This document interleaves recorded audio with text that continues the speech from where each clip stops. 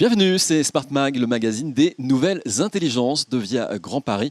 Et nous allons parler aujourd'hui du travail à l'heure du numérique. On voit tous avec notre téléphone portable combien le numérique c'est pratique. En un clic, on consomme un bien de consommation, un service. Mais derrière ce clic, il y a des emplois et on est face à une révolution digitale aussi dans notre approche du travail. Comment on travaillera demain, mais déjà comment on travaille aujourd'hui avec l'intelligence artificielle. Les robots, demain nous remplaceront-ils? On en parle avec nos invités dans le cadre d'un grand colloque organisé ici par France Stratégie. Le colloque, c'est le travail à l'heure du numérique. Et on va en parler avec nos premiers invités. Axel Lemel, bonjour. Bonjour. Vous êtes ancienne secrétaire d'État au numérique et à l'innovation. Et aujourd'hui, vous dirigez Terra Numerata, qui est l'écosystème numérique du cabinet Roland Berger. Tout à fait. Avec nous également Stefano Scarpetta, directeur de l'emploi, du travail et des affaires sociales à l'OCDE. Merci donc à tous les deux d'être là. Vous avez participé à une table ronde qui était très intéressante, dont le thème était la destruction créatrice d'emplois. Brièvement, en fait, la destruction créatrice d'emplois, c'est quoi? Avec la révolution digitale, beaucoup d'emplois vont être créés, mais en même temps, beaucoup d'emplois vont disparaître. Toute la question est de savoir dans quelle proportion. Est-ce qu'on est en face aujourd'hui, Axel Lemaire, d'une des plus importantes destructions, création d'emplois de l'ère industrielle, puisqu'on parle de la 4e ère industrielle avec le numérique? Alors oui, en tout cas dans l'ampleur des transformations qui sont en cours. Et s'il fallait vraiment très schématiser, les femmes et les hommes sont passés des champs aux villes, et donc du travail de l'agriculture aux usines, et puis les usines se sont de plus en plus automatisées, et les tâches intellectuelles développées. Et la question qui se pose aujourd'hui, c'est quel avenir pour le travail sur ces tâches intellectuelles qui, elles, maintenant, sont aussi automatisées, en particulier les tâches assez répétitives, qui le sont par des procédures d'automatisation aujourd'hui et qui le seront demain plus encore avec les technologies d'intelligence artificielle. Oui, parce qu'on voit aujourd'hui, les robots, on les connaît depuis longtemps dans l'industrie automobile. On parle maintenant des cobots, on les voit aussi. C'est des robots collaborateurs, hein, ils nous assistent. Donc toute la question est de savoir si demain l'intelligence artificielle, les robots nous remplaceront. Parce que c'est vrai que quand on prend par exemple le véhicule autonome, voilà, le véhicule autonome sans chauffeur, demain on imagine bien, il n'y aura plus de chauffeur de taxi, d'ambulance, voire même de poids lourds. Donc ça va concerner tout un pan d'industrie, plusieurs activités qui pourraient demain voir disparaître des emplois. La destruction créatrice c'était toujours là, donc ce n'est pas un phénomène nouveau. Je crois que ce qui est un peu nouveau et qui est un peu le défi de la révolution numérique, c'est la profondeur et la rapidité de changement. C'est ça qui vraiment est un peu différente. Et donc il y aura énormément de nouvelles opportunités de travail, mais aussi on va perdre certains jobs. Et la grande question, est-ce qu'on est capable de faire bouger les gens des positions de travail qui sont en train de disparaître vers celles qui vont sûrement apparaître et qui sont déjà là.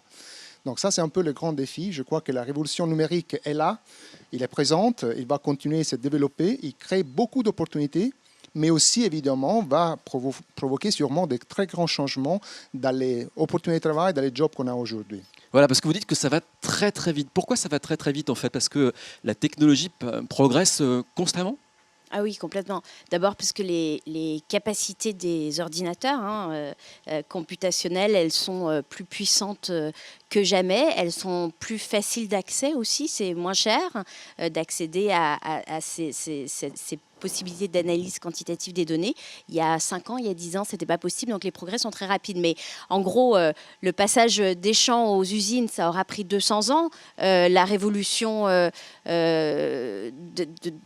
des 30 glorieuses, c'était sur 30 ans. Et là, on est sur une échelle de 10 ans. De 10 ans dans l'intégration de ces technologies au sein des organisations. Ça ne veut pas dire que le marché du travail va être profondément bouleversé sur une décennie. Mais alors, il y a déjà des impacts aujourd'hui, notamment dans les services financiers, dans la banque, dans l'assurance, chez les opérateurs de télécommunications. Les entreprises qui utilisent beaucoup de data, beaucoup de données, qui brassent des quantités massives de données, en particulier au sujet de leurs consommateurs, parce qu'elles en ont beaucoup. Et bien, ces entreprises-là, elles peuvent aujourd'hui faire beaucoup de leurs transactions, en particulier en interne, pas par des hommes, mais les faire par des robots. Alors, quand on parle de robots, on ne parle pas d'un géant de métal qui sait courir comme un homme. On parle d'algorithmes, on parle de logiciels qui sont dans les ordinateurs et qui automatisent des tâches. Et la réalité de l'intelligence artificielle au jour d'aujourd'hui, c'est quand même que ça permet de modifier certaines missions des travailleurs, des salariés. Ça ne modifie pas en profondeur la quantité de travail. Donc, il n'y a pas forcément des suppressions d'emplois. En revanche, il n'y a pas des embauches qui permettent de compenser la nouvelle valeur ajoutée ou la productivité acquise. Ça, c'est au jour d'aujourd'hui.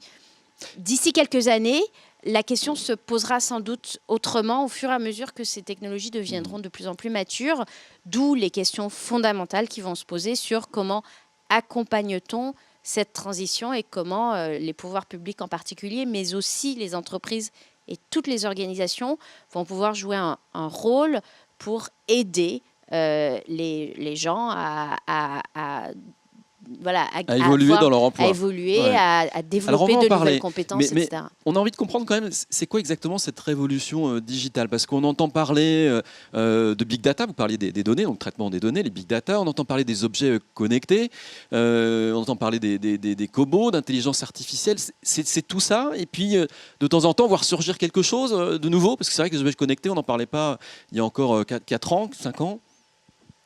Alors, vous avez raison, c'est compliqué de parler du numérique, des technologies numériques, même de l'intelligence artificielle dans des termes aussi génériques. C'est comme si on parlait des mathématiques. Vous voyez, donc en fait, les applications sont tellement variées, tellement diverses. Peut-être donner un exemple.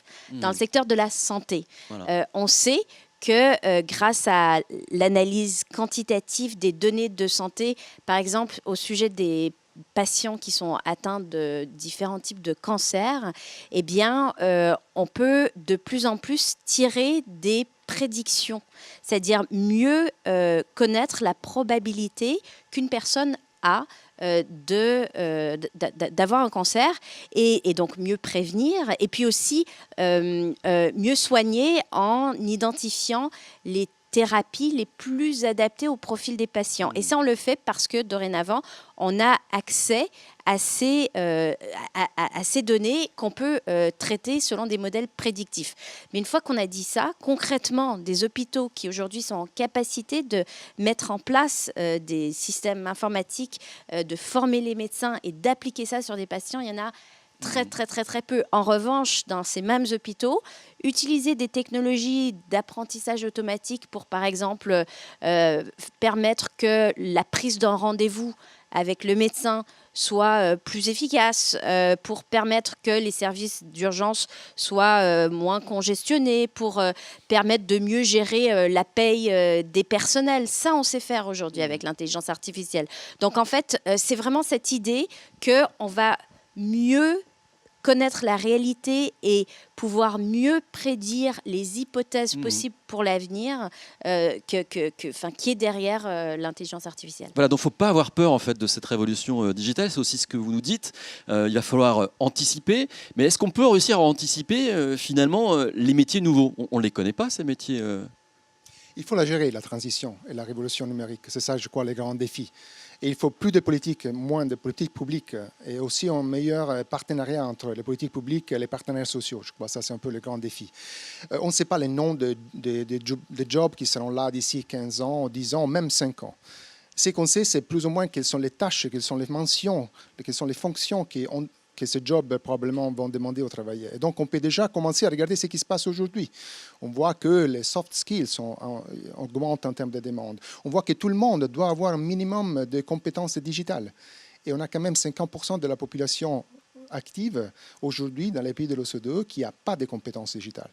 Donc, on sait plus ou moins qu'est-ce qu'il faut faire, mais on parle d'une formation professionnelle pour ceux qui sont encore dans les études, donc les étudiants, mais aussi pour ceux qui sont déjà sur le marché du travail. C'est un grand défi. Et c'est un grand défi auquel il faut s'attacher tout de suite, parce que quand même, encore, la vitesse de changement est très, très rapide. Je vous donne un exemple sur le robot. Globalement, en 2003, il y avait 83 000 robots industriels.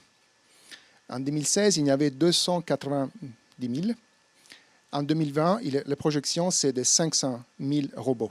Combien ça coûte un robot industriel aujourd'hui? L'acheter et l'utiliser par heure, ça coûte entre 10 et 20 $ par l'heure. Donc, ça coûte déjà moins qu'un travailleur qualifié dans le secteur de la manufacture. Donc, le changement est rapide, le changement est là. Il faut quand même les gérer et surtout travailler sur le capital humain, travailler sur les travailleurs, sur leur capital humain, sur leur capacité de s'adapter et d'être toujours plus complémentaire à ce que les machines, les algorithmes pourront faire demain. Alors, on voit bien tout l'enjeu, hein, vous l'avez très bien expliqué, c'est la formation. Et ces emplois demain, on a l'impression qu'il faudra être hyper spécialisé.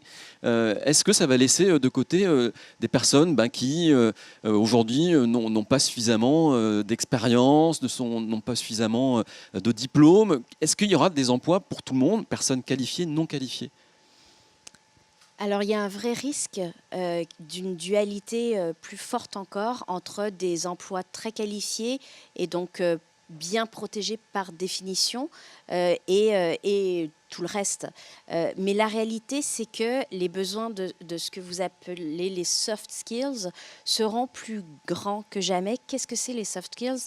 C'est la capacité à s'adapter, c'est la capacité à interagir socialement, à être très réactif, à apprendre vite, à avoir des raisonnements déductifs et intuitifs, etc., à être efficace au travail. Ça, finalement, on est peut-être plutôt meilleur on a plus développé ce type de compétences quand on a avancé dans son chemin professionnel, quel qu'il soit.